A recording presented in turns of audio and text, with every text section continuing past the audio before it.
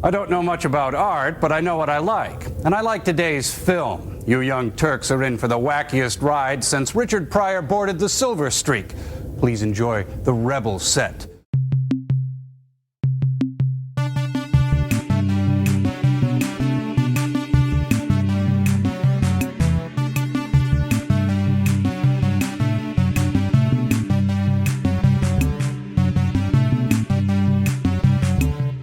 This time we watched Season 4, Episode 19, The Rebel Set. In which some naughty beatniks spend their 4 hours in Chicago robbing an armored truck. But first, it's Beth! Beth! Hello. Yes, I'm sitting in my former co-host pavilion at the CNE.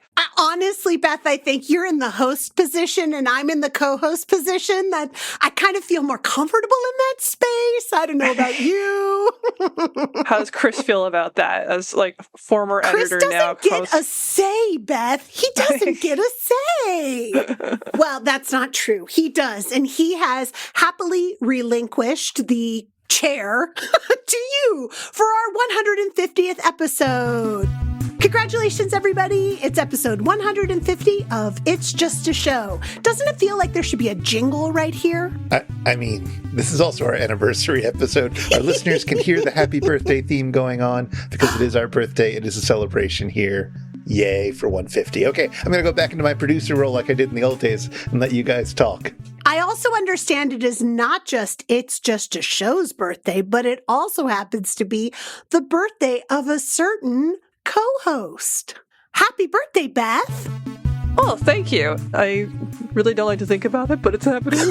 And it's March 22nd, which just barely makes me an Aries. I'm known as a cusp sign. Ooh, that must be very exciting anytime you want to read your horoscope or have any idea of what's happening in the future. It's the reason why I tell everybody, like, this must be the reason why it's always inaccurate. I mean, I'm solidly in the middle and it's still inaccurate for me, so it just turns out the future's really hard to tell. But we knew that you were going to join us for this show because you had a very specific thing you wanted to talk about. This is a favorite episode for a number of reasons. They're really cute segments. It has, I think, my favorite short, though, and that's particularly why I wanted to talk about it today. I just love the short so much and was looking forward to a reason to talk about it. And The Rebel Set is just a fun little movie that, you know, it shouldn't be a good episode because the movie doesn't have a lot going for it. But it's just, you know, we were on season 4 when Joel the Bots were kind of firing on all cylinders and they could just make anything good. So, you know, it's just one of those just delightful, just like, how are they making this watchable? And yet they are. Seriously, they elevated this so much with their involvement in the film that I think this must be one of my favorite episodes. It might even be in my top 5. I'm impressed. Really? I know. What's one of your favorite moments? Oh, my goodness. Well, Chris and I watched this together many, many moons ago when he and I lived together. And I distinctly remember the 4-hour layover in Chicago being something that we would talk about all the time. And I think literally weekly on Tuesday, we would get to that day and just be like, it would be Tuesday, so my admission is free at the Art Institute. And it just became a running gag inside of our lives together to the point where now anytime somebody starts out a sentence with, well, it's Tuesday, in my mind, I am immediately thinking, and so admission to the museum will be free. But I can't say it out loud anymore because Chris isn't next to me. Not all the time.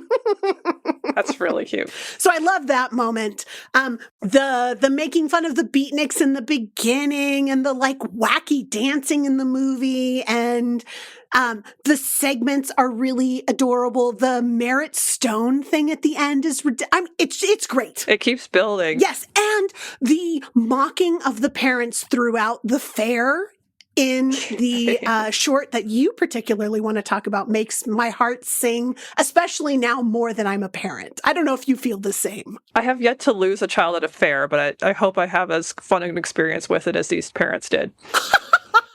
I mean, I don't even know what they got. I don't even know what they got to see in the fair. Johnny got to see everything, but yes, Admittedly, they spent most of their time just looking for their child. It sure seems that way. But we should probably get to introducing our shorts and our movies so that we could get into deeper discussion. Let's get to it, Charlotte. This time we watch Season 4, Episode 19, The Rebel Set. But first, a short, Johnny at the Fair. Marvel at how heavily people used to dress to go to a carnival in the summertime. My goodness, the BO must have been unbelievable. In this 1947 short film, a young 5-year-old named Johnny sneaks away from his parents to enjoy the many sights and sounds at the Canadian National Exhibition in Toronto. His adventures include shaking the Prime Minister's hand, meeting celebrities like boxer Joe Louis and figure skater Barbara Ann Scott, and he discovers the magic of modern science in the Chemical Wonderland Pavilion. Oh, and there's a horse show. Eventually, our young hero gets tired and hungry, and even the hijinks of vaudeville act Olsen and Johnson can't make him crack a smile. He only wants his mom. Luckily, the Canadian National Exhibition is also showcasing a state-of-the-art lost child holding pavilion, and his parents are easily able to reclaim him. Happy ending for everyone. And now for our feature presentation. Making your way in the world today takes everything you've got. This was true even back in beatnik times. Also true, taking a break from all your worries sure would help a lot. But there's no place offering a break for 3 ne'er-do-wells, John, Ray, and George. John is an actor still searching for his big break. Ray is a writer still searching for his big break. And George is the son of a rich actress dying to get out of the shadow of this fame-adjacent role. And all 3 hang out at the local beatnik coffee shop more than work or search for work or whatever it is ne'er-do-wells do. You'd think this coffee house would be the place where everybody knows their names. I mean, it has a cast of eccentric and perhaps lovable characters. There's the beat poet, he's bugged, the rich patroness and her skeptical husband, the hot and sassy but slightly dumb waitress with a perky ponytail. There's a jazz ensemble. There's even a shady character actor who clearly knows all about the underbelly of the city. And then there's Mr. Tucker, coffeehouse owner. He sees, let's call it potential in John, Ray, and George. Potential for crime. See, he has a plan for a heist that takes advantage of train stopovers. Did you know that if you take the train from San Francisco to New York, there's a 4-hour layover in Chicago? And that an armored car full of $1 million could be robbed in that time. Well, neither did John, Ray, and George, but they do now. And they did rob said armored car. It's a great scheme with a car crash, an injured man, tying up cops, hiding stuff buried in a hole in the side of the road, and then back on the train. But wait, there's more. Once back on the train, things start going wrong. George decides to keep the money for himself, but John fights him for it. John goes to get Ray for help, only to return to a dead George. A dead George and a suicide note, written on Ray's typewriter. Somebody's trying to set them up. Ray goes to throw his typewriter from the train, and he's also killed by Mr. Tucker. Turns out Mr. Tucker didn't really believe in these ne'er-do-wells after all, but rather counted on their ineptitude to get away with all the money. Oh, and Mr. Tucker is unrecognizable since he's shaved and is dressed as a priest, which should make comedy ensue, but this is not a comedy. Except when the pair of nuns is on the screen. P.S. I want to travel with them. Anywho, Mr. Tucker and John have a big chase scene once the train stops in Newark, ending with Mr. Tucker electrocuting himself in a fitting show of God's swift retribution for impersonating a priest. John gets arrested in a fitting retribution for impersonating a cop, and John's wife gets to witness a fitting commentary on society. Those beatniks ruin everything. The end. Meanwhile, on the Satellite of Love, it's bedtime, and Crow and Tom look all snug in their beds with their names written on the top. Bert and Ernie style. Joel is reading them a classic bedtime story, Truman Capote's In Cold Blood. But the bots don't think it's scary enough. Joel pulls out a really scary book, Life's Little Instruction Book. Terrifying. Invention exchange time. Frank shows off his portable primping kit. Just hang a full-length mirror on the back of the person in front of you, stick a helmet full of toiletries on their head, and voila!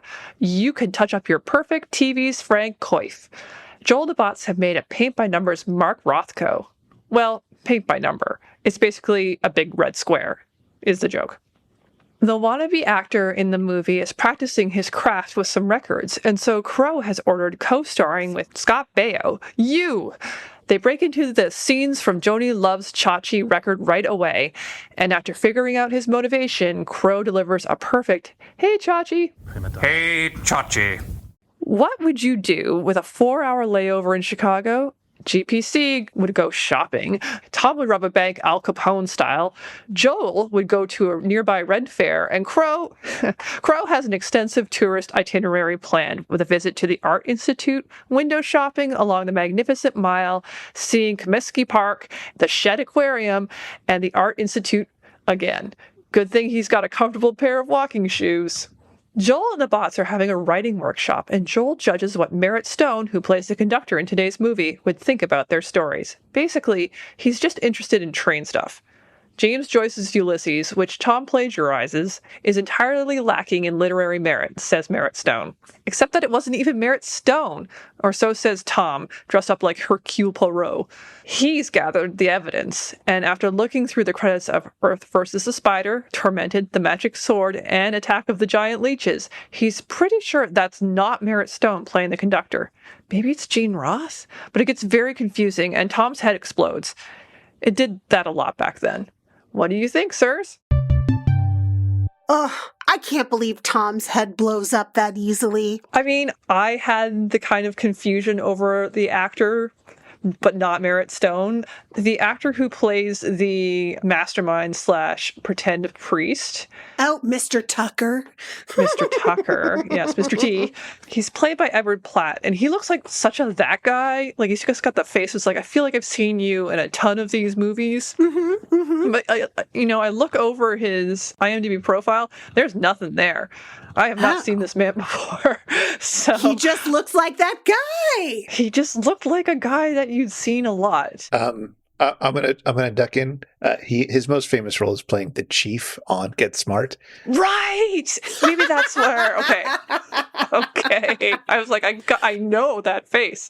That's such a shame. I know nothing about Get Smart. I mainly know that guy's voice. The actor's voice who plays the main character in Get Smart also does the voice for Inspector Gadget. So every time I see Get Smart, all I think of is Inspector Gadget.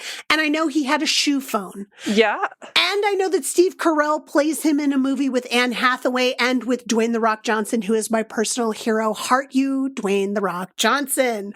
But I don't know anything about this guy's version of Get Smart. Well, sounds like you know quite a bit about Get Smart generally, but I used to watch it. This is another one of my stories about our family's illicit satellite dish in the 80s and 90s. We had access to Nick at Night, and this was a mainstay back then, was Get Smart, and it was a comedy, and I would watch anything that was a comedy back then. So, it was pretty funny. I think one of the favorite bits I liked was they had like a chamber of silence that would come down on the both of them and try to talk, but they couldn't.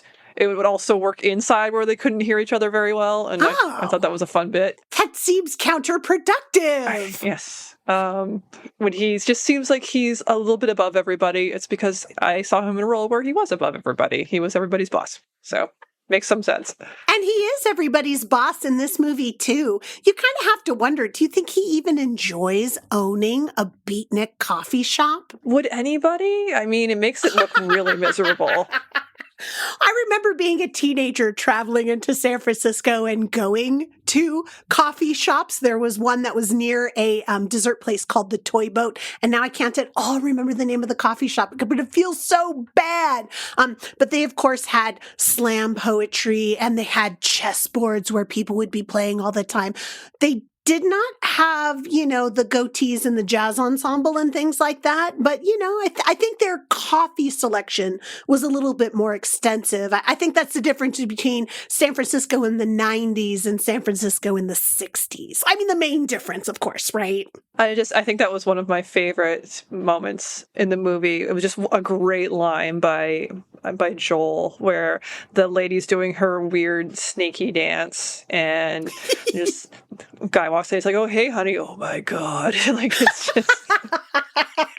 And then I don't remember if it's Tom or Crow, but they just add on like, "Oh, we're here to see the apartment," and it's just, it was just one of those good like joke on joke moments where it's just like, this is really ridiculous. What is going on here? Honestly, I could have spent so much more of the movie inside of that coffee shop. It felt like it should have been a little bit more formative to the plan, but instead it was just like a place where people who have no direction in life go, which is terrible. It was like beaten exploitation. It was just being used as, the set piece for the story. That I really was struck by this time. It's just like, wow, this script hates creatives. Like, just has so much contempt for them, just like, look at this failed actor and this failed writer and these losers that hang out in coffee shops, in bars and write poetry. It's just, I have to say that my sympathies were definitely with the people who were inside of the coffee shop and not that horrible rich woman with the fur who brought her husband, who was yelling at the poet the entire time, like, "You're no good, you're a terrible poet." It's like, we don't heckle poetry. Oh my gosh, come on. Yeah, they were rightfully villainized. They were trying to slum it, and they were being rude, and that, you don't do that. So there's just one moment in the film was just like, yes, your politics are right here, but then it goes back to shaming creatives who don't work a 9-to-5 in a suit. So, well, I have a lot of sympathy for the wife of John, who is doing all of the working, who is doing all of the supporting, and he is at home acting against a record of Taming of the Shrew. And I don't know how you make it as an actor. I don't. I have no idea. Like, what are the steps that somebody can do in order to be famous as an actor? But it's got to be really difficult to be the supporting person who is paying all of the bills and doing all of the work, and then has to come home and continue to be supportive even though you're exhausted from all of the work you have to do supporting financially. I don't know. He makes her make dinner. Seriously, what is that? Like, we still have to fill all of our traditional gender roles, except, of course, that the traditional gender role of man is also being filled by you. So how could you not be happy with your life? You are all things at once. Well, you can't emasculate him or he'll never be an actor. So, I mean... I think if you emasculate him, maybe he'll be a better actor. I don't know. Certainly, she does not drive him to commit theft. Like, that's just too much. I don't know. I hate that the suggestion was that, like, her unhappiness is what pushed him to do this, but that is kind of the subtext throughout. And then you also have the son of the famous actress who's also trying to get out from underneath, the shadow of an overbearing woman. And then you have my favorite guy, John the writer, who just has he actually wrote a novel, but he just admits that it's bad. So I don't know what his problem really is. It's like, you got published. Yeah. What's your problem? No. He wrote a novel and no one will publish it. Oh, no. Okay, because it's as bad as if it's as bad as he thinks it is, and he's still shopping it around, it's like, I don't know, Ray, maybe you need to talk to somebody else or write something new. And maybe it could be about this beautiful coffee shop that you're in with this eccentric cast of characters. But no, you're going to go to Chicago and commit crime, just like everybody else who goes to Chicago. Because, of course, speaking of going to Chicago, Beth, what would you do if you had time in Chicago? Have you ever been? I have never been, and it's so funny because I've heard so much about Chicago. it's been compared to a lot of Canadian cities. But Chicago's so quintessentially American. I know, but it's cold. Oh, yes, that's true. I know that for Toronto, a lot of people are just like, Toronto could have been like Chicago if it would have made better choices, because I get the understanding that Chicago is a very picturesque city that makes full advantage of the fact that it's, on a lake, on a Great Lake, and that it has a lot of like tourist attractions that are there. Whereas Toronto's, like, you can actually be in Toronto and forget that you're on a Great Lake, because it's very hard to get to the lakefront, because it's just covered in condos. Like, it was one of those things where they just let the developers do what they wanted and kind of ruined our harborfront. Oh, that makes me so sad, because the Chicago waterfront. So I have been to Chicago. I mean, it's been at least a decade since I've been to Chicago, but I was there as an adult, and it's like you have these canals of the lake that come up into the city, so you almost feel like the city is on the lake when you're inside of that area. You have attractions that are on piers that go out into the water. The big opening sequence from that horrible TV show Married with Children has the big fountain going. Like, that's right there on the waterfront in Chicago. And it's in the same kind of park area as Millennium Park with the Bean, which is what everybody thinks of when they think of Chicago now. And it's just beautiful to be down there. Like, you can tour Chicago on a boat and see, the Magnificent Mile and some of the things that Crow says. So it seems a shame that Toronto wouldn't have taken advantage of the same things. No, it did not. It's just one of the ways that Toronto is kind of a B+ city. I am going to push back on you. Married with Children is not a terrible show. I think it's secretly quite brilliant. I also have to admit that I do very much enjoy the comedy Married with Children, but there are also some very awful things about it. Not going to lie. Excellent use of Christina Applegate, though. Anyway, so Toronto is the Chicago equivalent in Canada? Yes and no. I mean, I think for a lot of people, they lament that Chicago is an example of what Toronto should have been, with better oversight and better city planning. I just remember I was part of an architectural conservancy group, and he just kind of went on this waxing philosophical. It's like, you can start on this one part of the city and just walk through it, and you'll hit every kind of major architectural movement over the decades as you go through it. And Toronto, it's a 19th century city, so it has a bit of that, but for the most part, it's just got a lot of gray. Oh. It's got a lot of brutalist architecture, which I'm now starting to be a little bit affectionate towards, because I think it's gotten to the point where it's old enough where it's just like, this is actually strange and weird, and I kind of like it because it's strange and weird. At least I was trying to do something. And yeah. I love my city in lots of ways, but it has made some very poor choices in terms of city planning. Also, Chicago is often compared to Winnipeg, both because they're Midwestern, I guess you could say, cities. Winnipeg is also dreadfully cold, and it got built up around the same time. So when I have been to Winnipeg quite a few times, because my husband's from there, and they have what I would deem like Chicago-style buildings there, like the ones that have like the fire escapes and the walk-ups and all of that stuff in the 20th century.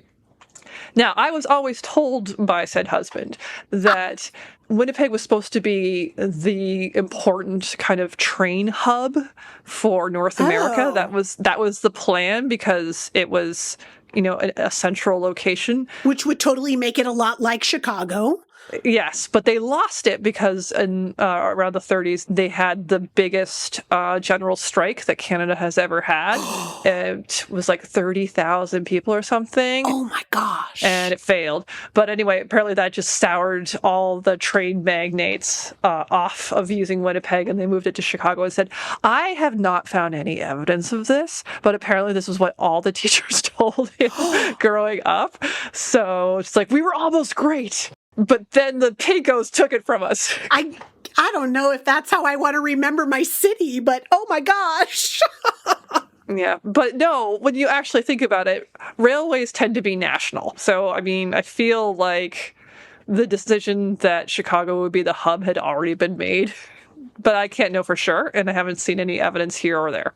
Certainly, it seems like American railroad barons are going to more easily manipulate the government of their home country than manipulate the government of another country to be able to take over. But I'm no historian. I don't know. None of us are historians. No, it's true. Thank goodness, too. I'd much rather be a tourist in Chicago or in Winnipeg or in Toronto than have to write a history of those cities, right? It must be nice just to go and visit and see things and then leave and be happy. If we're going by Crow's itinerary, where he seems to very much appreciate a city.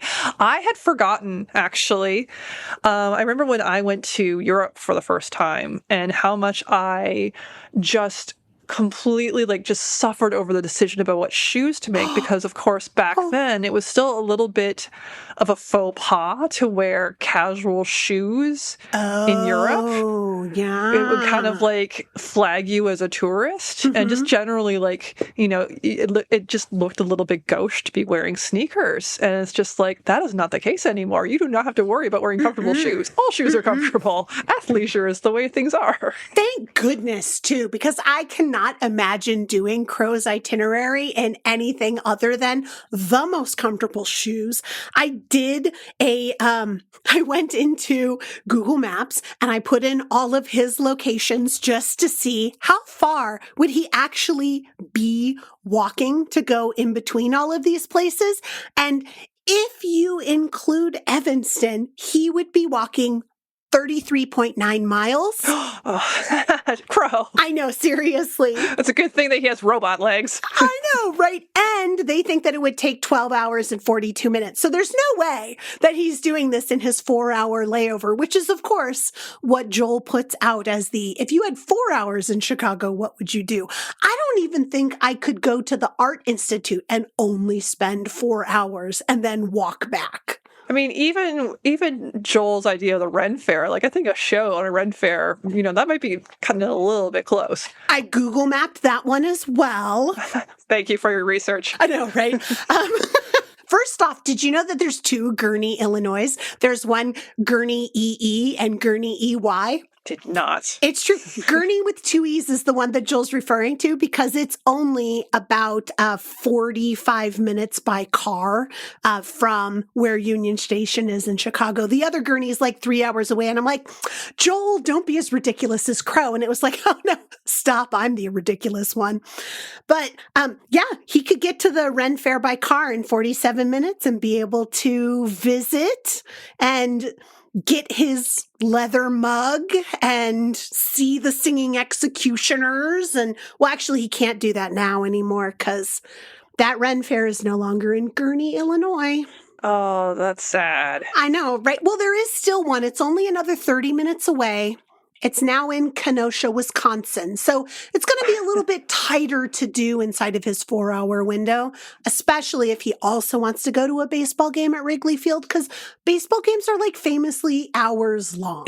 They have actually recently created new rules to make them shorter because it becomes so legendarily long. Yes. It's funny because they were still making jokes about how the Cubs were losing all the time. And of course, since then, they've won the World Series. So you can't say that anymore. You can't. But I have it on somebody in my family that the White Sox are still a garbage team. So. Well, Crow's wrong about so many things. Why not be wrong about that? I'm also a little bugged. It's no longer Kaminsky Park. It's Guaranteed Rate Park. This renaming of baseball parks has got to stop. As I think I mentioned, this is one of my favorite shorts that they have ever done on MST3K. I also think it's just a genuinely good short. It made me want to go to see the CNE. They looked like they had a lot of fun stuff going on. I entirely agree. I would love to go to this fair. It seems like they have great things happening. And the idea was a really smart one, just to let's see what it looks like from a 5-year-old's perspective that's just wandering around, the naivete of a young one and the wonder and mystery, and everybody's so friendly to him, and he gets to do so many things. It was just a really fun concept. Do you think that a fair like this would be something that families would take their kids to often? Did you ever go to this, Beth? Apparently I did and didn't even realize it. It is now called the X, and it's something that happens in the late summer every year. And it's in like a kind of a place where you have like a lot of conventions and things like that. And it was miserable and I hated it. Oh! You would have escaped your parents to leave, apparently, huh? So we decided as a family we're going to go check this out. How old were you? This was only a couple of years ago, so... Oh my gosh, you went as an adult, but you never went as a kid. Okay. So maybe that was partly why it was so miserable, is because I had small children with me, and maybe that was not the way to do it. I have to say, I went to Disneyland with my kid when he was 4 years old, but he's an only child, and we went with my parents and with my sister, so there were 5 adults for 1 kid, and that was about the perfect ratio of adults to kids. That's a good ratio. Right? Because you could do things and you could sit things out as you wanted to, but that wouldn't have been the situation for you. You were like 2 adults, 2 kids, right? Exactly. And one of them was quite small at the time. But that wasn't even the worst of it, because we've done other things with the kids, and it's exhausting, but it's usually still fun. But in this case, it was just like, just nothing about it was good. Like, we drove there, the traffic was awful. The parking, like they just had us park, and like it was just mayhem to find parking. We ended up parking in the grass somewhere, and the parking was $40, and that was just my gosh. right up. And then we got to the place where you go in, and it was probably another $100 or something. Like, it was just unbelievable amount to get into the place after we had already just been like pantsed about the parking. And then we still had to pay for all of the amusement park rides with tickets. Oh my gosh. Like, to buy tickets. So it was a complete ripoff. And it was crowded, and then the food was really expensive too, and the amusement park rides are about the level you get like at a typical carnival, but the lines were what you get at like a major amusement park at like Disneyland, Six Flags. without exactly. any of the amusing things to keep you occupied while you are in line. And even the pavilions were just basically what you get at a flea market. Like, that was kind of the level of like product you get in there. Maybe if I would have found like the agriculture pavilion or something, that might have been a little bit more interesting, but we just didn't have the time.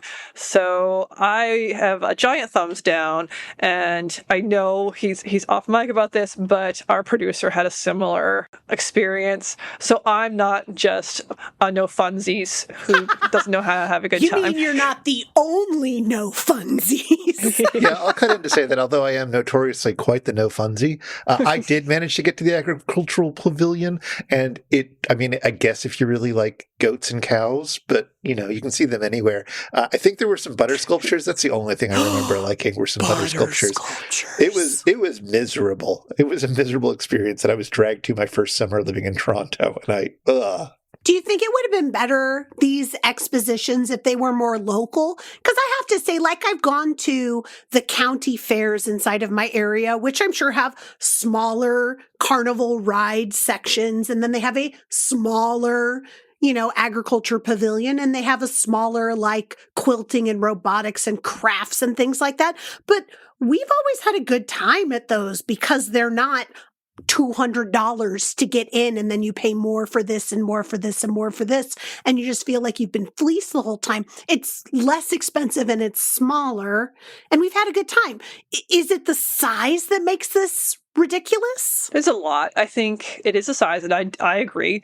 County fairs rule. They're quaint, they're fun. They are not huge and exhausting. Like, this is just it. Like, places like Six Flags, like it's that size, and that I think is designed to just kind of be overwhelming and walking too much. But it's also, I think the C&E is also just kind of not generally liked by Toronto. They also have an air show attached to it. And too much. Canada is weirdly proud of its snowbirds, which is like basically its special contingent of fighter jets. It's like our Blue Angels. Yes, basically. And it's just my mom, they have their own theme song written by producer David Foster, and she would play it all the time when I was growing up.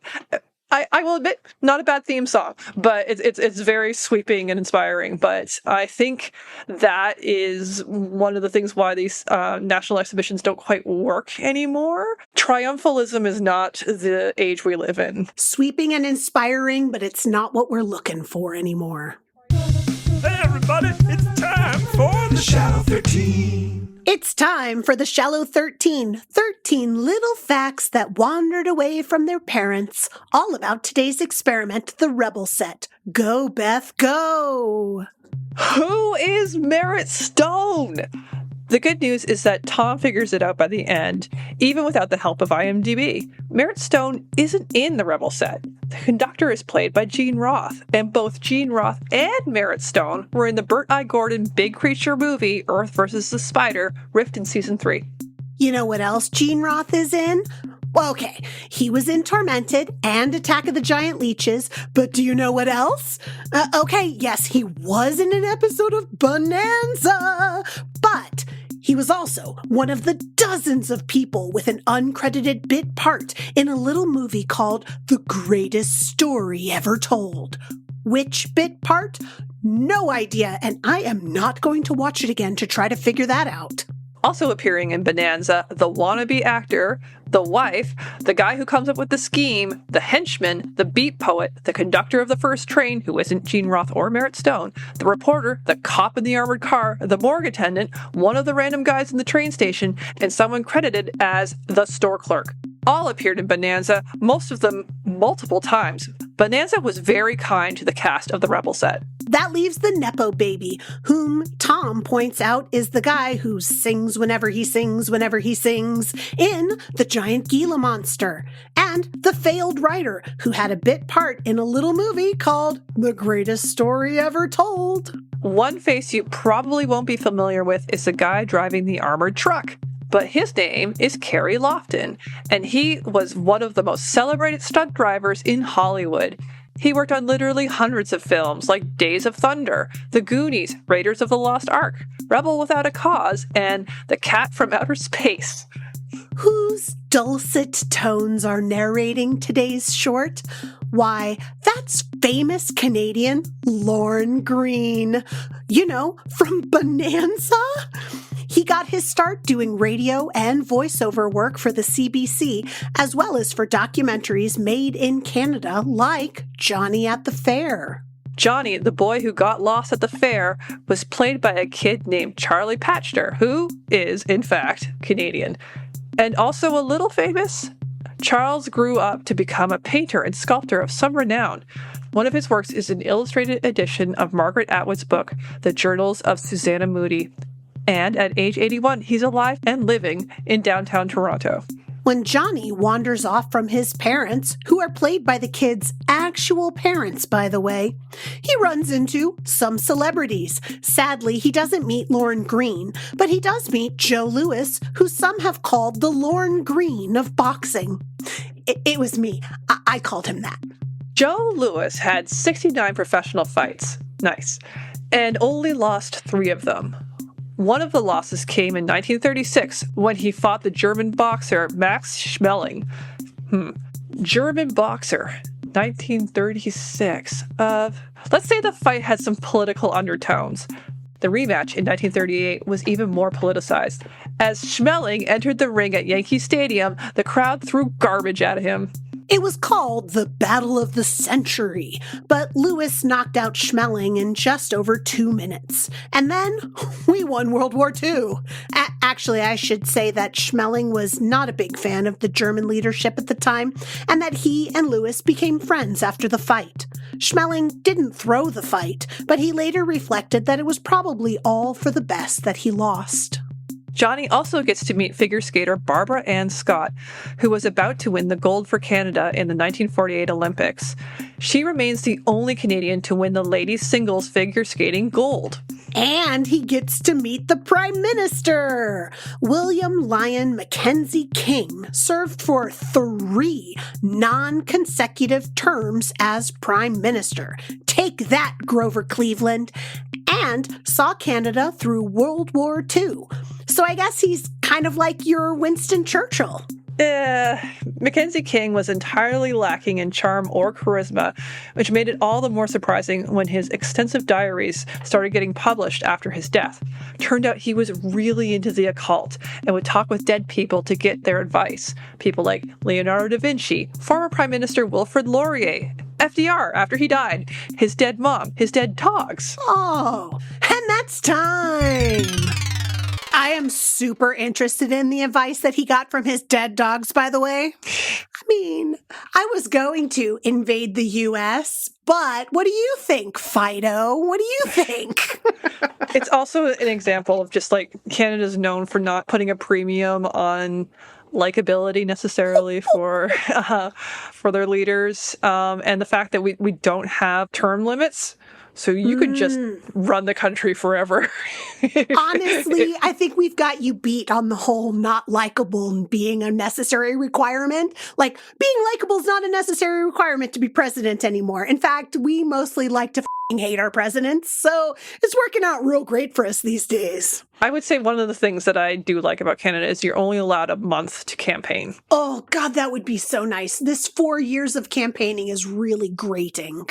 Yes. But that's not what we're here to talk about now. No, we get to talk about the thing I wanted to talk about the most. Seriously, Beth, I understand that you have like a whole basically PhD dissertation about Hellzapoppin, and I know nothing about this. Like, it didn't even flag for me when I was watching Johnny at the Fair. So how do you introduce someone like me to Hellzapoppin? I mean, I'll say Turner Classic Movies. I'm still waiting for your call.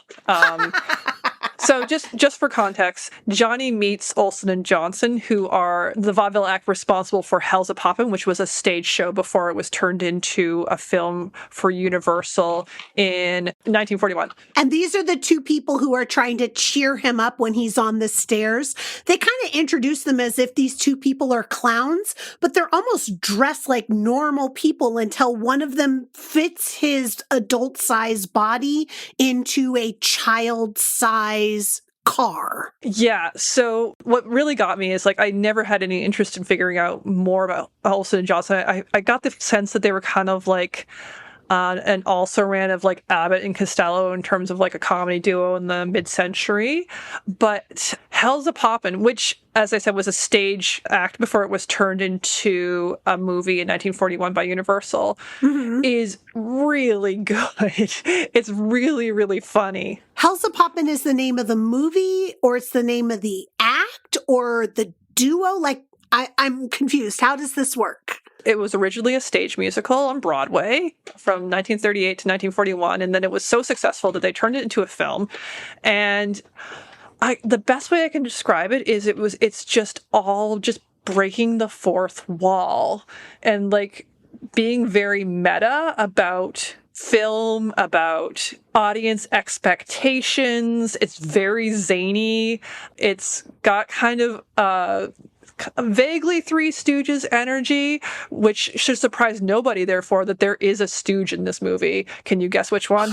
Secretly the best one. Secretly the best one? I mean, anytime I think of the Stooges and I'm thinking of secretly the best one, it's always Shep. He's the secret, right? It's Shep, yes. I mean, the rest of them are not a secret. They're the three, so... So is he a part of the comedy act, or is he just a part of the storyline that's happening around the act? So he's the projectionist. So while these guys are talking about the movie they're making, they talk to the projectionist and say, hey, they're just like, you're doing a terrible job when it gets like a little shaky or something like that. Like they're constantly talking out onto the screen. Hey, Shep, you suck.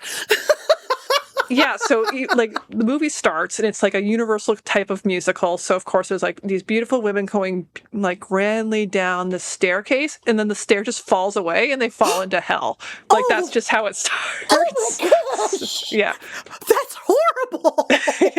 And like it has ostensibly a story that this rich heiress is in love with this stage right, but they can't get married because he's just a poor stage right. So he has to make big by putting on like a play, and then maybe they can get together. So he's putting on the play in hell? No, the hell has nothing to do with that. He's putting on the play for her parents at their garden party. So like, of course, what always happens in these old movies is they just hang around with a bunch of rich people all the time. But Olsen and Johnson are basically helping this guy put on his play, but at the same time they're talking about the fact that they are in a movie having to go through all of these like expected set pieces. Like they get really angry at the director's like, why do we have to have a love story? That makes no sense. It's like you just have to have a love story, which is ironic because the original stage play didn't have a love story, but it's universal at the time, and that's what you did in movies, so they stuck it in. And so you just have all of these moments that are really fun. Like they have the most amazing running jokes. Like one of the running gags is just this old man, a delivery man. He's like trying to deliver, I guess, a potted plant to Mrs. Jones. And he's just like, Mrs. Jones, Mrs. Jones. And he just keeps wandering around every once in a while. Every time he shows up, the plant gets bigger until the point where it's like a full-size tree that he's hanging from. That's awesome. That's got to be a great visual gag. There is a lot in this movie that I was astonished to find. Gags that I was familiar with from Looney Tunes that I now realize Looney Tunes plagiarized from this movie. Of course, we're all shocked that Looney Tunes doesn't all original ideas. The famous, also very meta cartoon Duck Amuck, where Daffy is tormented by an off-screen artist pencil, basically. There's this one scene where the film splits in half and he turns into two versions of himself that start fighting with each other. That's from this movie. They basically do that joke here. Nice. The gags where Bugs Bunny takes like the double-barreled shotgun and turns it into a bow. That's from this movie. Oh my gosh. And the jokes that they make, so at one point there's a misunderstanding, of course, because that's what happened in these movies, that the woman has slept with another man. And so they're about to say something like, oh, she's a bad word. And then you hear these alarms go off. And then Shemp goes on and is like, getting a call from the Hays Code. And it's just, I don't think I've ever heard any movie, like any classic movie, ever reference the existence of the Hays Code before. Well, no, you have to break the fourth wall to do that, right? Like you have to talk directly to the audience and acknowledge that the Hays Code is there and restricting what you're doing. So, I mean, you almost need a Joel in the audience being like, oh, it's a love scene, but there's no tunnel, to be able to point out something like that. But possibly what this movie is most well known for is a very well-known dance sequence of the Lindy Hop. And it's very, very energetic. And it was also very interesting just from a racial relations perspective, because it's Lindy Hop. It's all done by Black choreographers, Black musicians. And it's a cutaway scene where basically these servants that are getting ready for the big party all end up in a room together. They start playing these instruments that are played out. They start playing some really great jazz music, and then it encourages the other servants to start doing this amazing, such amazing dance number. It's incredible. It's so athletic, and it's just it's so funny to compare this to what has otherwise been happening in this movie, where you have some synchronized swimmers limply open their legs to make a fan. It's just it's. But at the same time, it's extremely progressive because in movies like this, usually scenes like this would get cut, especially in the South if they had any Black actors in them, because they just didn't show Black people on screen in the South. So at the end of this amazing scene, the main characters have been watching this that was great. It's yeah, too bad it can't be in the movie. Nice. Yeah. Well, they don't say that. They say, too bad it can't be in the show, because they're talking about the show they're about to put on. But of course, they're also talking about the actual show. Yes. So anyway, yes. So would you recommend this movie for the casual viewer? Wholeheartedly. I think it's so much fun. And the fact that it is so old, film had only been out for 40 years at this point, and film with sound, like even less time, to have just come to this place where they're making these kinds of sophisticated jokes about film. I was just really impressed by it. I mean, there's still some, moments that, for a modern audience, just like, no, that's a little inappropriate or something like that, but surprisingly few. It's really, really funny. I mean, I would be really shocked if I watched something from the 40s and didn't have a couple moments of, well, that's not something you could ever do now. Yeah, no, That exactly. couldn't fly now. So to kind of wrap this all up, like, I'm kind of astonished that Joel and the bots don't respect these guys more, considering what they made. Like, the narrator says, like, Johnny doesn't laugh, and they make the joke, well, it's because he's got taste. It's just like, oh, okay. So I always assumed they weren't very good, but no, like, this is genuinely a good movie. Maybe Chris disagrees, but I am fully on board. Hellzapoppin's a great movie. Everybody should watch it. Olsen and Johnson are great, and for once, Joel and the bots are wrong. I'll just say, since I did watch it today in order to prep for this, even though I wasn't planning on talking about it, I enjoyed it. It's a fun film. I really like a lot of the meta stuff. I think younger me would have been all into this. If you like the Marx Brothers, they've got a lot of that zany slapstick, always a joke everywhere kind of energy to it. My favorite thing in the movie was the sister of one of Olsen and Johnson. I forget which one, but the sister is played by Martha Ray, who is just hysterical. And I've never actually seen anything with her in it, I don't think. I just know her from the commercials where she talked about being the big mouth, and so she had a good denture cleaner. So it was lovely to see her and actually see that she was wonderful.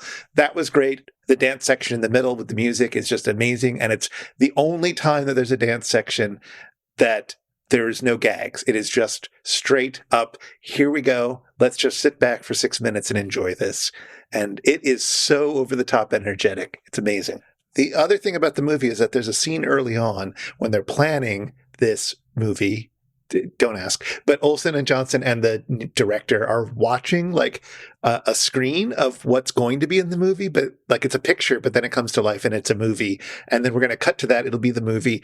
It's very complicated, but you get a good 5 minutes of three people. You see the back of their heads and they're making voices and making fun of, two of them anyways, the movie that they're watching. Oh. And doesn't that sound familiar? I think it does a little. Mm-hmm. You're right. I didn't even catch that little Easter egg from a time machine. How could they not have loved this? I know. Unusual misfire for Joel and the bots to not be behind this. It's possible that Olsen and Johnson went on to do significantly less funny stuff later on, and that's what they remember. I mean, certainly if the car, a big guy coming out of a little car, is the best gag that they have, I would not have been impressed by them, but what you're describing, Beth, is something whole next level. So they were both dead by the late 60s, and my impression is that there was a lot of old vaudeville acts left over in the 70s that they have genuinely some contempt for, because vaudeville just does not work in television format very well. So that might have been part of it, but I can only guess. Yeah, I mean, usually Joel is way into the old vaudeville references and the puppetry that happened at the time. And it seems weird that he wouldn't have known other contexts than just bad television adaptations of vaudeville. I actually can give this fact. They did end up being one of the first television acts, but it just didn't work. Huh. They realized very quickly that their shtick, television was too small a screen for it. So they didn't really end up doing much television. They did a few more films for Universal and some stuff like that. From as much as I can see, their heyday was over in the 50s, and they did not make the transition into television that so many other vaudeville acts, including the Stooges, ended up doing. Johnny at the Fair was their final film. Oh, that's sad. It came before their TV show, but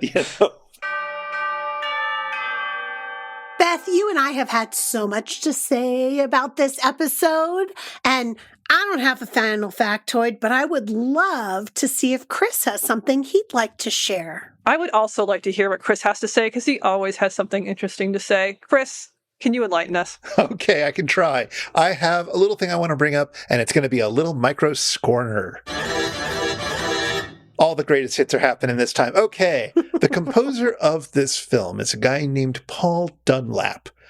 Now, he did a bunch of movies, quite a number of them, and several of them ended up on MST3K, such as Lost Continent and I Was a Teenage Werewolf. Mm-hmm. But I was looking over his filmography to see if there's anything interesting there, and there was a little film that I found that I hadn't heard of before called Portland Expose. Stop. Now, do you know about this one, Charlotte? No, seriously, they must be talking about Portland, Maine, because Portland, Oregon doesn't have anything that hasn't been exposed. Well, this has been exposed a few times over the years, I believe, but this is a 1957 film noir about the gang activity of Portland, Oregon. Wow. What gangs were they talking about? We're talking about some pinball gangs. Stop. Well, it was more about the syndicates that were installing pinball machines into bars and making money off that. And some people who were trying to build up rivalries. It's all based on a true story. There was a book, a while ago now, it was when I was living in Portland, called Portland Confidential, that was all about this crime boss, Jim Elkins. So it's telling his story, both in the film and in that book that was well loved within Portland. I doubt it got much further than that, but still, nice little micro-history of a town. The film was so scandalous, it got banned within 30 miles of Portland because everybody involved who was a real person threatened to sue. So, I don't know. That's all I know about it. I haven't watched it. I just found out about it. I'm super curious now. It sounds interesting. Huh. So, it's a history of gangs in Portland that focuses on pinball machines. It kind of reminds me of the plot of The Music Man, where it's just like, you got to worry about those gangs playing pool. Yeah, but with more of a threat of prostitution rings. Well, that's what it leads to. Unless there's a bit in The Music Man that I don't remember. No, I mean, Marion the librarian really is just somebody who, is working at her uncle's house. Not anything more illicit than that. Although, they do suggest there might be other things happening with Marion the librarian. Suddenly, though, I'm way more disturbed by the fact that my kid went to the Next Level Pinball Museum today. Really? It's not. Well, maybe. Maybe the syndicate still got a hold on pinball in Portland. I doubt it. I thought they got all those new good nicks out of there, but maybe they're back. If you've been affected by the issues on this show, if you have tourist tips for a 4-hour visit to Chicago, or if you'd like to ask us anything, get in touch with us. Our email is info@itsjustashow.com, and we'd love to hear from you. This show is made possible by listeners like you. And like our randomly selected supporter, Ella, thank you, Ella. For as little as $1 an episode, you can be like Ella and help us research and record this show. You can join us in a friendly Discord. Doesn't sound like it'd be friendly, but it is. And you can listen to all of our super fan bonus bits. Find out more at itsjustashow.com/Patreon or patreon.com/itsjustashow. And if you want to follow up on anything that was mentioned today, you'll find links in our show notes at itsjustashow.com/episode/150. I do find that funny about Discord, that, such a communally driven thing is called a Discord. Beth, I don't know if you're going to be able to stay with us for longer. It'd be great if you could, but Chris, what are we doing next? And do we get to keep Beth for longer? Can we keep her? Now, Charlotte, you know that if you love a Beth, you've got to set it free. And if it wants to, it'll come back every so often for a guest appearance. But otherwise, you and me are going to have to look next week at Season 1, Episode 3, The Mad Monster. I won't be here for this one. Beth is noping right out of a Season 1 episode. Come on! I am legendarily not a fan of Season 1. But until then... Everything I learned at the Canadian National Exhibition. Boy, those rebels really go through the Swiss Miss. It would be Tuesday, so admission would be free at the Art Institute. Take it away, Theme Squad.